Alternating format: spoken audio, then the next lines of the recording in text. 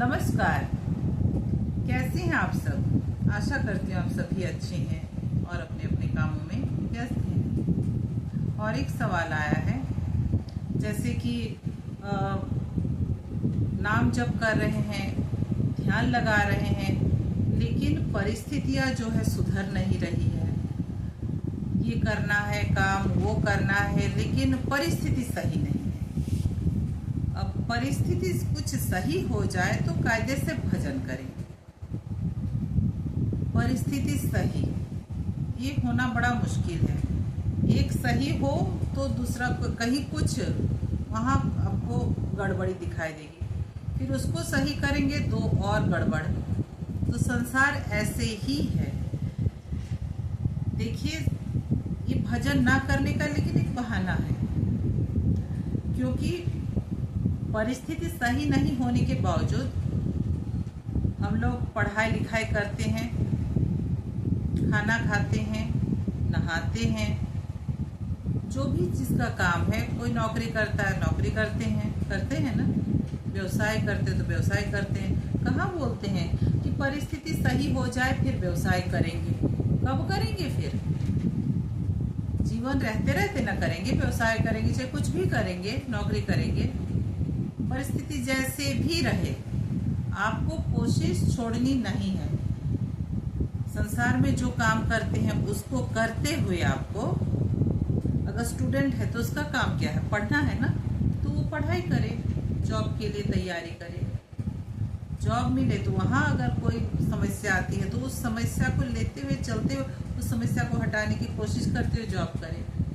व्यवसाय में भी बहुत समस्याएं हैं, उसको हटाने की कोशिश करते हुए आदमी को काम करना ही पड़ेगा। ये नहीं परिस्थिति सही हो जाए इसमें आदमी रुकता लेकिन नहीं है। लेकिन जहाँ भजन करने को कहा जाए वहाँ गिना देगा 10, ये समस्या है, वो है, वो है, ये सब ठीक हो जाए फिर हम भजन करेंगे। फिर आपको मौका मिले ना मिले कुछ कहा नहीं जा सकता है, आपको क्यों, किसी को भी। इसीलिए अभी का वर्तमान समय जो चल रहा है वही सर्वोत्तम समय है। तो इस वक्त क्या करना चाहिए, उस काम को कीजिए। 24 घंटे में भगवान के लिए आधा घंटा 1 घंटा जरूर निकालिए। सुबह शाम दीजिए उनको, जब कीजिए कोई एक नाम, बहुत ज़रूरी है। लेकिन आप बोलेंगे तो फिर परिस्थिति सुधरने लगी, इसके बारे में तो मैं नहीं बोल सकती। परिस्थिति अब प्रारंभ में जो भी करके रखा हुआ है वो तो आते जाते हैं ना सामने, लेकिन हाँ, उससे आप प्रभावित नहीं होंगे, ये तो पक्का है। वो आपको इतना प्रभावित नहीं कर पाएगा कि आपका डेली रूटीन अस्त व्यस्त कर सके, और ना भजन के लिए आपको रोक पाएगा। जो कहता है करता है, चाहे नहीं करता है नहीं करती है, आपको ये सारी बातें टच नहीं करेंगी। कमल का पत्ता देखा है पानी में कैसे रहता है? पानी उसको गीला नहीं कर सकता है। इसीलिए समस्याएं रहेंगी, हैं, सबके जीवन में है। ऐसा कोई नहीं है जिसके जीवन में कोई समस्या नहीं है। लेकिन इसी में रहते हुए हर काम करते हैं। लेकिन देखिए भजन के टाइम में कैसे कि समस्याएं नहीं रहे तो भजन करेंगे। अरे भगवान के लाइफ में देखिए ना, कितनी समस्याएं थी। कृष्ण भगवान को देखिए, भगवान राम को देखिए, तो फिर हम कैसे कहें कि मानव तन मिला तो कोई भी समस्या ना हो तब जाकर के भजन करेंगे? तब भजन कभी नहीं हो पाएगा, जो कि नहीं होना चाहिए। ये मानव तन दुर्लभ है, एक बार मिला है तो इसका सदुपयोग करना ही चाहिए। पशु में और हम में फर्क और नहीं तो रहा क्या?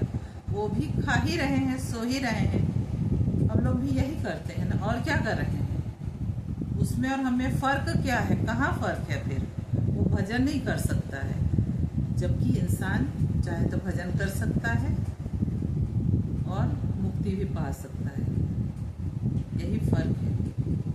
इसीलिए भजन जरूर करना चाहिए। ये नहीं सोचना चाहिए कि समस्याएं कुछ कम हो जाए, ऐसा सोचना नहीं चाहिए। भजन करते रहिए। जब जिस परिस्थिति का आना होगा उसको तो आना ही है, कोई रोक नहीं पाएगा। लेकिन हाँ, उससे आप घबराएंगे नहीं, विचलित नहीं होंगे। आशा करती हूँ मेरी बात आपको समझ में आ गई होगी।